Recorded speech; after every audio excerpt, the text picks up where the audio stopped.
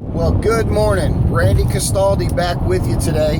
I just wanted to say thank you for a couple of things. Number one, what yesterday showed me is that people want to learn still, and leaders still listen. I've worked with some great people, and I just want to throw some names out there. Bill Altamar, Joe Brookstein, Scott Snyderman, Bill Barnett, God rest in peace. Tom Bow, forgive the background noise, I'm driving. But I just wanted to mention a couple of those names, and the list is endless. Brent Caldwell, Justin Napa, Carlos Martinez, Helmy Felfel. There's some of the greats I've worked with in the car business that have taught me some things, or at least been in the trenches with me. With that said, I'm going to say some things that maybe offend you a little bit, but that's okay. I'm going to say some things that hopefully inspire you a little bit. I hope so. But let's get started today. I just wanted to thank everybody for all the comments and all the kind words. We're going to keep it coming. I wanted to talk today about, kind of piggybacking on yesterday. Just going to cover some different things, and then hopefully soon here we're going to have a nice training class in Florida, and we're going to make it amazing. One of the things that I wanted to share today was this: manage your time, or it will manage you. That's number one today. I want you to think about some things. And another thing is, there's only two kinds of habits. So number two, there's only two kinds of habits, good and bad. Not real complicated, but I think the more habits we can throw into the good habit pile, the more we win. So, train, right? So here's another thing.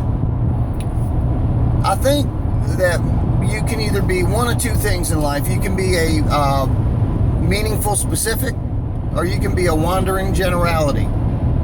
I take number one. Be a meaningful specific. Set goals, train, have a plan. So if you're a meaningful specific, you certainly are going to achieve a lot more. I promise you. The other thing is that how do we commit to training? There's a lot of managers, and I use the word manglers jokingly, not really. You can either be a leader or you're not. What are you managing if you're not managing activity? Manage your activity. If it moves, track it. So that would be number 4. And if you miss number 3, well, that's all right.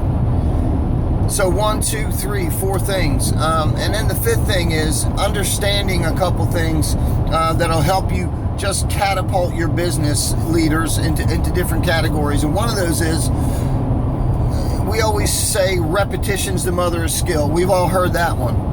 But I think I've added 2 things to that that are my own that I think make sense. Understanding that you need the repetition. Well, that's probably the beginning of wisdom. And then committing to repetition. That's the beginning of excellence. Forgive the sunglasses, but it's a beautiful Florida day and the sun's shining. And so I got to wear them right now. It's beating me down hard. So remember that. I want to cover a couple different things, and I'm going to move forward here as we go. I'd like you leaders, and that's salespeople included, to think about 3 things. There's only 3 kinds of objections.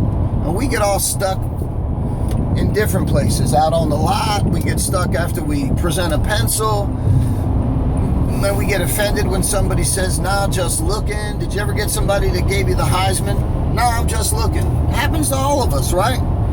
Well, why don't we just become excellent at overcoming objections? There's only 6 basic objections, but understanding what kind of objection we're getting. Ready?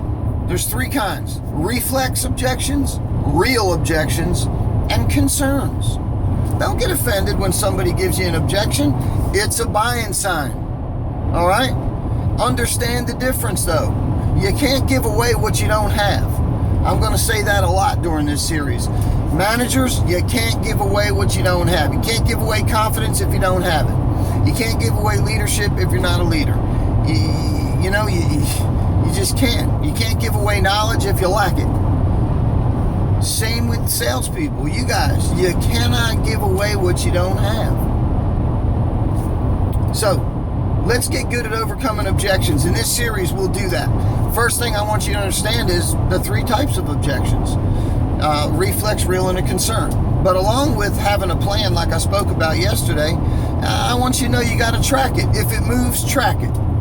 And that's all I have for today. We're putting some things together. I'm going to continue to do this on a daily basis. I thank you for your input, and I thank you for the views. I hope this helps you today. Realize that there are some things you have to do, some basic fundamentals, and we could go on and on with training on each one of these. I can't wait to start talking about the steps to the sale, the road to the sale.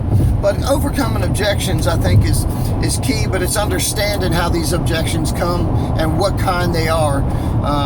And I'm going to throw some tidbits in on, understanding with the road to the sale here. 100% of a sale, if we break it up, 7% of it is the words you say, the content. 38% is the tone and inflection, how we deliver what we say. And 55% of a sale is body language, understanding what's going on around you. I'm going to close with that. I don't want to give you too much, but I hope you have a great day. I hope it helps you. Remember, if it moves, track it, and commit. Have a great day. God bless.